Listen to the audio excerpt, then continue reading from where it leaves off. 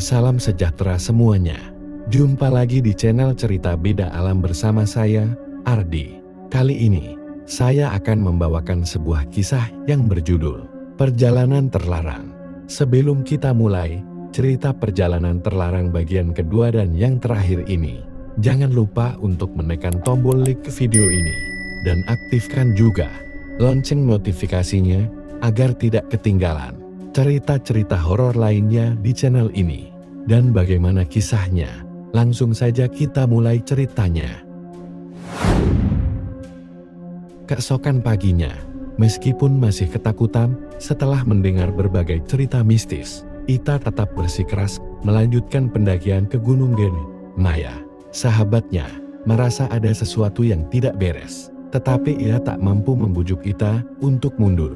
Mereka ditemani oleh Ucup, Dimas, dan Rina, 5 sahabat yang ingin menghabiskan akhir pekan dengan mendaki gunung.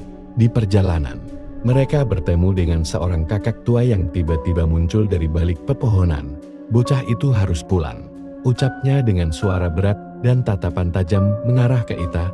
Maya bergidik, sementara Ita hanya tertawa sinis dan menganggap kakak itu hanya orang tua aneh. Perjalanan semakin menegangkan saat mereka beristirahat di sebuah danau kecil. Ita, yang selalu penasaran, melihat bungkusan aneh mengambang di air. Tanpa pikir panjang, ia mengambilnya. Saat menyentuh bungkusan itu, wajahnya berubah pucat dan tiba-tiba ia berteriak dengan suara yang bukan miliknya. Tubuhnya gemetar hebat, dan matanya berubah kosong. Setelah beberapa saat, Ita sadar. Tetapi sejak saat itu, suasana menjadi semakin mencekam.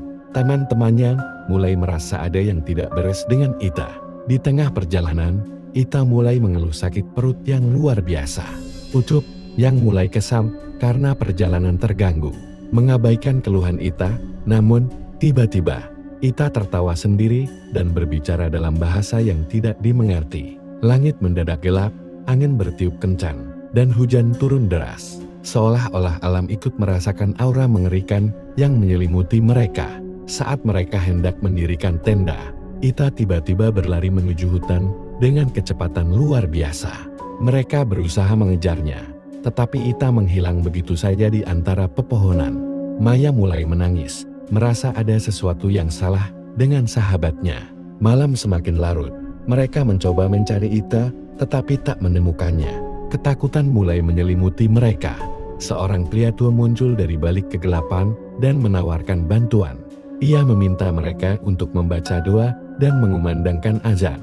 Begitu azan berkumandang, petir menyambar langit. Beberapa menit kemudian, mereka menemukan Ita tergeletak tak sadarkan diri dengan tubuh kotor, seperti habis berguling di lumpur. Mereka memutuskan untuk segera turun gunung. Dalam perjalanan turun, Maya merasa ada yang aneh, seolah-olah ada satu orang yang hilang. Meski jumlah mereka tetap sama. Setibanya di rumah, Ita tampak linglung dan tak berbicara sepatah kata pun. Di rumah, Ita semakin menunjukkan perilaku aneh. Ia sering menatap kosong dan berbicara sendiri. Hingga suatu malam, ibu Ita menelepon Maya, meminta datang segera. Saat Maya tiba, Ita sedang mencabuti kukunya sendiri sambil tertawa mengerikan. Maya bertanya kepada ibu Ita tentang perjalanan mereka. Dengan wajah penuh kecemasan, ibu Ita mengungkap bahwa sebelum berangkat, ayah Ita memberinya sebuah bungkusan dan memintanya membuangnya di tempat yang jauh. Maya menemui ayah Ita dan mendesaknya untuk berbicara. Dengan wajah pucat, sang ayah mengaku bahwa ia pernah melakukan pesugihan dan harus menumbalkan seseorang. Ita tak menyadari bahwa ia membawa benda berisi roh jahat. Mereka membawa Ita ke seorang kiai terkenal yang bisa mengusir makhluk halus. Saat doa-doa dibacakan, Ita berteriak kesakitan. Darah mulai keluar dari tubuhnya, seolah ada sesuatu yang berusaha menariknya dari dalam. Di rumah sakit, kondisi Ita semakin memburuk. Darah terus keluar tanpa sebab jelas. Malam itu, Ita meninggal dengan cara mengenaskan tubuhnya, membiru seperti dicekik, sesuatu yang tak kasat mata. Maya tak percaya Ita meninggal hanya karena mitos. Ia mulai mencari informasi tentang pesugihan yang dilakukan ayah.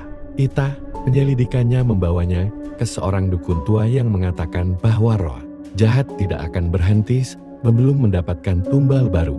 Ayah Ita menangis menyesali perbuatannya. Ia tahu bahwa kejahatan yang ia lakukan telah merenggut nyawa putrinya.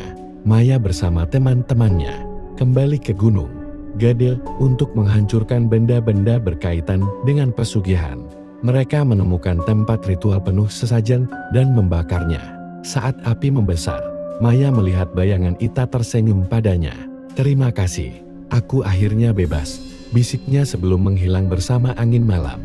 Meski Ita telah pergi, Maya masih sering merasakan keberadaannya. Suatu malam, ia bermimpi bertemu Ita di batu yang dulu mereka singgahi. Ita menangis, berkata, "Jangan lupakan aku." Maya mencari tahu lebih dalam dan menemukan bahwa batu itu merupakan tempat pemujaan kuno yang sering digunakan untuk tumbal pesugihan. Pada tahun 2010, Maya kembali ke Gunung Gadil. Ia berdiri di batu itu, menangis mengenang sahabatnya yang telah tiada. Sejak kepulangannya, Maya masih mengalami kejadian aneh. Kadang, ia mendengar suara Ita memanggilnya, atau mendapati benda-benda berpindah sendiri. Meski bertahun-tahun berlalu, misteri Ita masih hidup dalam ingatan Maya hingga kini. Gunung Gadil masih menyimpan rahasia kelam. Dan bagi mereka yang melanggar aturan, roh-roh tak akan pernah berhenti mencari tumbal berikutnya.